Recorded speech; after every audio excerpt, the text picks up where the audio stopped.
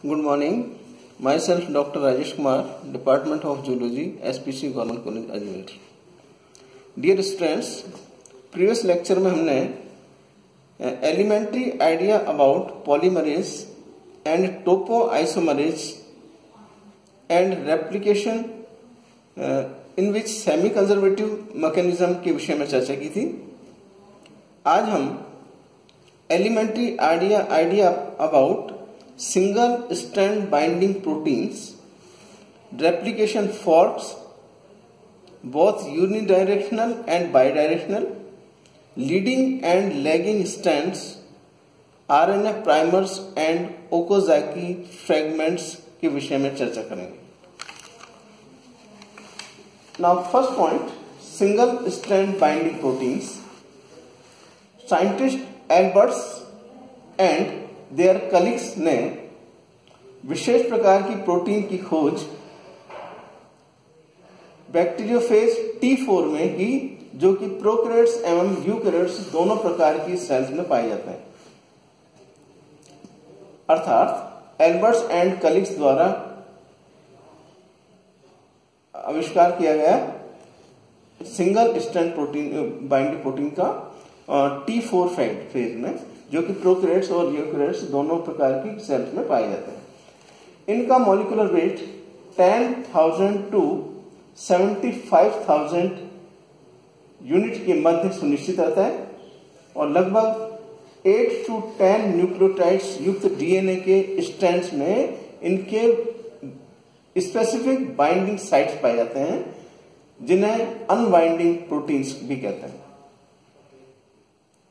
DNA replication के समय DNA strand पर अभिक्रिया कर एंडोन्यूक्लियस एंजाइम एक स्लॉट उत्पन्न करता है.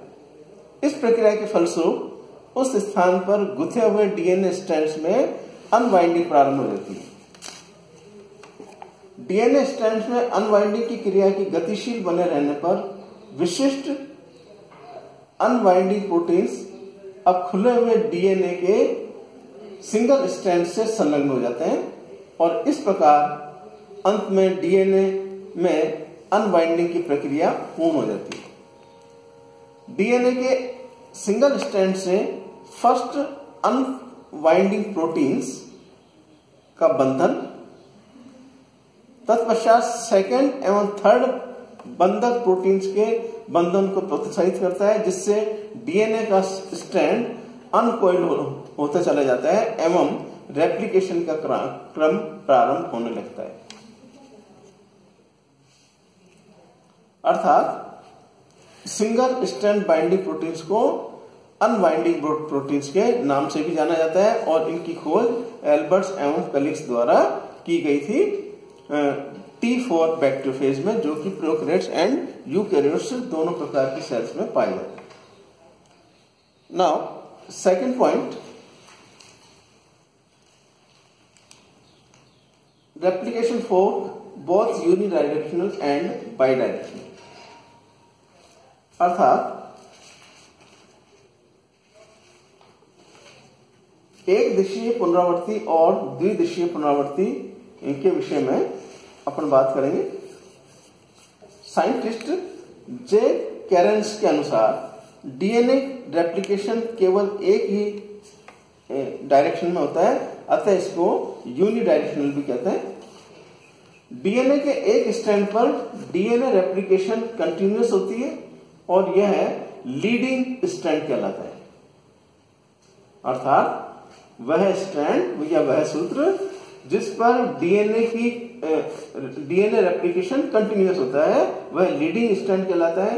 दूसरे डीएनए स्ट्रैंड पर न्यूली फॉर्म्ड डीएनए का निर्माण टुकड़ों में होता है और यह स्ट्रैंड लैगिंग स्ट्रैंड कहलाता है.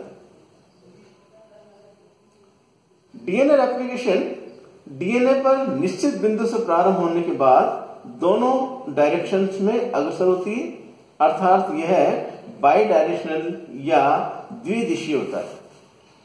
Bidirectional replication Escherichia coli नामक bacteria, Bacillus subtilis, Salmonella, E coli phages एवं मैमल वायरस SV40 में दर्शाया जाता है, जबकि unidirectional replication Escherichia coli bacteriophage P2 and 186 में और रेड की LD सेल्स में माइटोकॉन्ड्रियल डीएनए में पाई जाती है। इस प्रकार साइंटिस्ट जे कैरन के अनुसार डीएनए रेप्लिकेशन यूनिडायरेक्शनल होता है, किंतु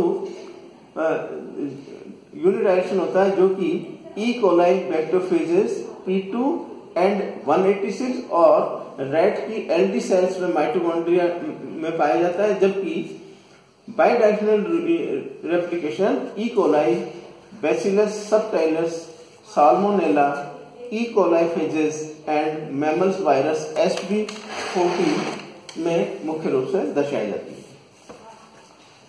now RNA primer and Okazaki fragments. DNA replication process के दौरान double helical structure of DNA के एक स्ट्रैंड को निश्चित स्थान से एंडोन्यूक्लियस एंजाइम द्वारा काटा जाता है और दोनों स्ट्रैंड उस स्थान से एक दूसरे से पृथक होने लगते हैं। इस क्रिया में अनवाइंडिंग प्रोटीन्स मुख्य भूमिका अदा करती है। रेप्लिकेशन प्रोसेस अब दोनों डायरेक्शंस में संपन्न होने लगता है। डीएनए के दोनों स्ट्रैंड्स के अनवाइंडिंग के कारण इसमें सुपर कॉइलिंग की स्थिति बनने लगती है। छोटे छोटे टुकड़ों के रूप में स्ट्रैंड्स पर रेप्लिकेशन संपन्न होती है। DNA dependent RNA polymerase enzyme की उपस्थिति में डीएनए के स्ट्रैंड्स पर रेप्लिकेशन प्रोसेस के फलस्वरूप छोटे छोटे टुकड़ों में पूरक आरएनए का निर्माण होता है, अर्थात सप्लीमेंट आरएनए का निर्माण होता है, जिसे प्राइमर आरएनए कहा जाता है। प्राइमर आरएनए की लंबाई 100 न्यूक्लियोटाइड्स युक्त होती है और यह 5th to 3rd डायरेक्शन में गतिशील रहता है। नए न्यूक्लियोटाइड्स आरएनए प्राइमर की 3rd डायरेक्शन में लगातार जुड़ते रहते हैं और अब इनकी लंबाई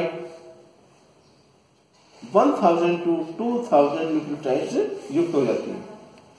इसके पश्चात एक्सोन्यूक्लियस एंजाइम प्राइमर आरएनए को डीएनए की 5th डायरेक्शन से पृथक कर देता है। इस प्रकार डीएनए सूत्र प्राप्त होते हैं जिन्हें ओकोजाकी फ्रेगमेंट्स कहते हैं। Now Okazaki and coworkers, scientist Okazaki and coworkers 1968 ने एक मत थ्योरी प्रतिपादन किया, जिसके अनुसार दोनों स्ट्रैंड्स में से केवल एक स्ट्रैंड 3rd to 5th और we can say continuous strands की लगातार पुनरावृत्ति होती रहती है। दूसरे स्ट्रैंड 3rd to 5th की पुनरावृत्ति या रेप्लिकेशन रुक रुक कर अर्थात डिसकंटिन्यूअस होता है, जिसके फलस्वरूप छोटे छोटे खंडों का निर्माण होता है और इन्हें ओकोजाकी फ्रेगमेंट्स के नाम से जाना जाता है। इन ओकोजाकी फ्रेगमेंट्स के निर्माण की गति की दिशा रेप्लिकेटिंग फॉर्क की तुलना में विपरीत दिशा में होती है, अर्थात अपोजिट डायरेक्शन में होती है। ये फ्रेगमेंट्स बाद में पॉलीन्यूक्लियोटाइड लाइगेज एंजाइम द्वारा जोड़ दिए जाते हैं। इन खंडों की लंबाई लिविंग सेल्स में लगभग 100 न्यूक्लियोटाइड युक्त होती है, जबकि प्रोकैरियोट्स में 1000 to 7000 न्यूक्लियोटाइड युक्त लंबी होती है। 5th to 3rd डायरेक्शन में ओकोजाकी फ्रेगमेंट्स में निर्मित डीएनए स्ट्रैंड्स को डीएनए पॉलीमरेज फर्स्ट द्वारा जोड़ दिया जाता है। इसके बाद 3rd to 5th डायरेक्शन में लाइगेज एंजाइम द्वारा बची हुई स्लॉट्स को भर दिया जाता है और अंत में डीएनए का पूरक डीएनए सप्लीमेंट डीएनए स्ट्रैंड पूर्ण निर्मित हो जाता है।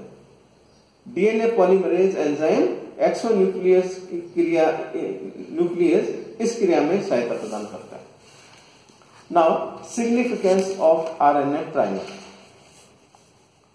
डीएनए सिंथेसिस में आरएनए प्राइमर महत्वपूर्ण भूमिका अदा करता है।